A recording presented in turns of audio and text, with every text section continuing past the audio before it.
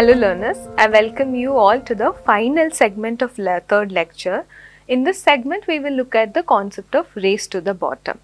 You know, some scholars who criticize international investment law say that there is a possibility that the host state may relax its environmental norms. So, I mean, in the earlier concept we discussed about regulatory chill, where there is a chilling effect on the host governments to enact regulatory measures. But under the concept of race to the bottom, we are looking at the host state taking a positive step to relax the environmental norms. So, this is one of the criticism that is leveled by some scholars. Is this true? In case if we have certain environmental norms, if a country has certain environmental norms, then if there is a manufacturing industry, the manufacturing industry produces some product, the cost of producing that product in that country will go high because the manufacturer has to bear the additional cost of complying with the environmental norms.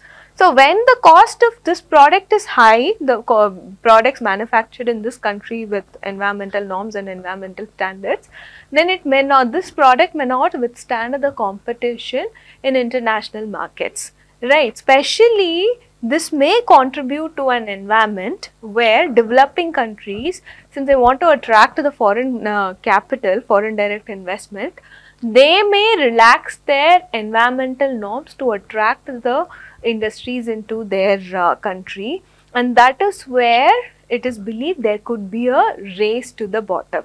So, that is why this phenomena is referred to as race to the bottom, wherein relaxing the environmental standards in one country probably could trigger a similar effect in other countries as well, which are competing for the foreign capital with this country. There could be sort of a domino effect, and that is why we say there could be a race to the bottom. I mean, I am not talking about race to the bottom just in abstract. There are few instances we can clearly infer that the country has lowered down their threshold for the regulatory measures. If we look at Anna Gilmore, she says that in Uzbekistan, the cigarette companies lobbied the government to reduce the smoking free zones to only limited to healthcare facilities, kindergartens and schools. So, basically there's a restriction on smoking in certain areas, and those areas had to be reduced only to these three things. So, that is again you going back on you're derogating from your standards that you already put in place. This we can also talk of the Indonesian mining laws that we discussed in the first segment of this lecture.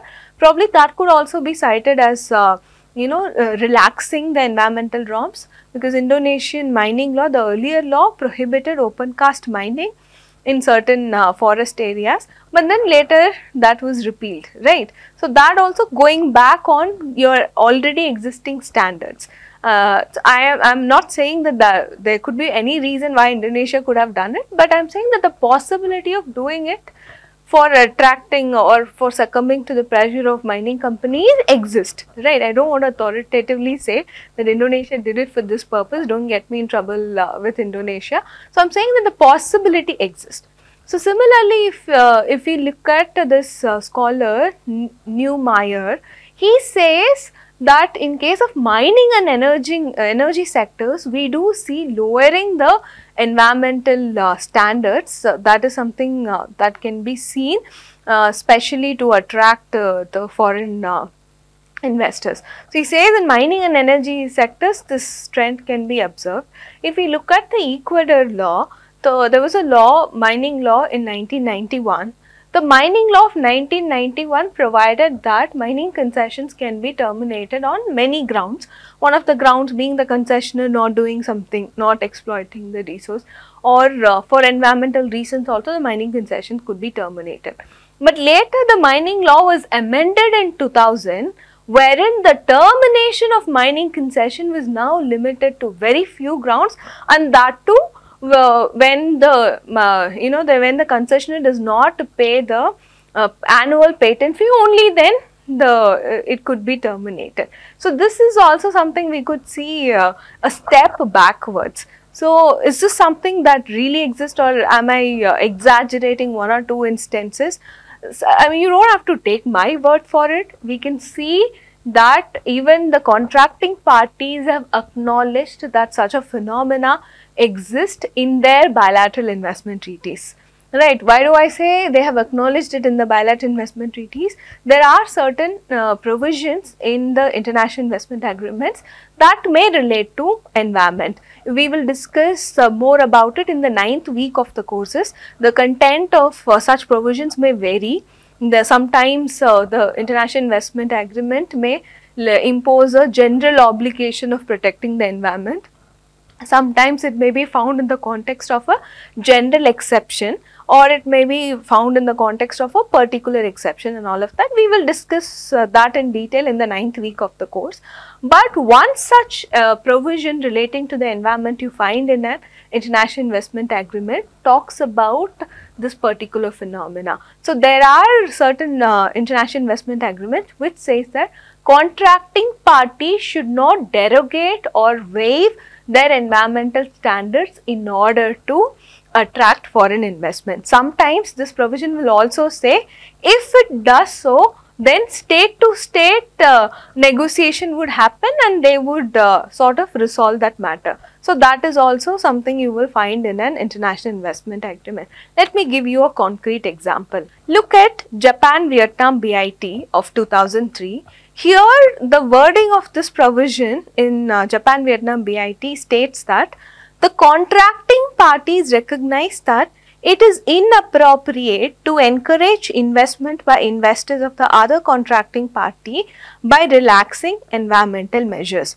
To this effect, each contracting party should not waive or otherwise derogate from such environmental measures as an encouragement for the establishment, acquisition or expansion in its area of investments by investors of the other contracting party. So one is, we could see the countries itself are acknowledging that there is a possibility of race to the bottom, or at least one country adopting lower environmental standards. That is a possibility. But then you can't do much about it, because a country adopting its own environmental laws depend on the local parameters, right? So what's the level of pollution in its country, what is the availability of water resources in its country, how clean is air in its country. So there's a lot of local factors that will determine its own standard of protecting the environment. But if at all a country lowers its environmental standard just to attract foreign capital into its territory, then in that case there is a possibility the country may even act as pollution haven and bear a very higher environmental cost. There may be an economic development, but it will also bear a very high environmental cost as well. So is it proportionate, the economic development to the country, is it proportionate to the environmental burden that it also suffers? This is up to the country's government and its own people. So we have to hold our governments responsible for protecting the environment. This is there. If we look at this scholar Pushkar, he sort of talks about it or looks at this issue in the context of global north and global south. Let us have a look at what he says.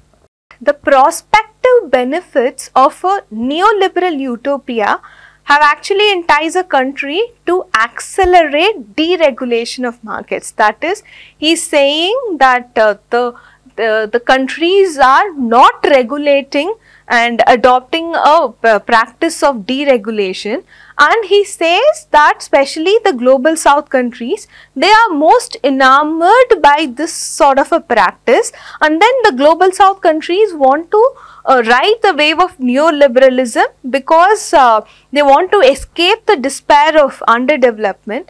So in their struggle to reap the benefits of deregulation, what is happening is the global north argue that in today's hyper competitive global market, the transnational capital defects from their own country, global north, to the deregulated markets, which is usually the global south, and therefore the economic development is only stimulated in those countries which are able to compete in the level of deregulation, thereby leading to a race to the bottom. Is the global north, are they worried that their economic activities are moving from their countries to global south, or are they really worried with regard to the environmental protection of the global south? And any environmental risk is going to be common for all of us, right? We're suffering from global warming. And so it's going to be common, it's not just going to be territory specific. So they're worried about that. So that's a question that we have to wonder. So whatever be the reason, whatever be the motivation, race to the bottom is clearly from the perspective of an environment protection. It is a very dangerous phenomena. So the countries, while negotiating their international investment agreements, may by including such a provision or by taking some other step or by being environmentally conscious in their policy decisions, can prevent this from happening, right. So with that, I conclude this segment as well as the third lecture on regulatory chill and race to the bottom. Thank you.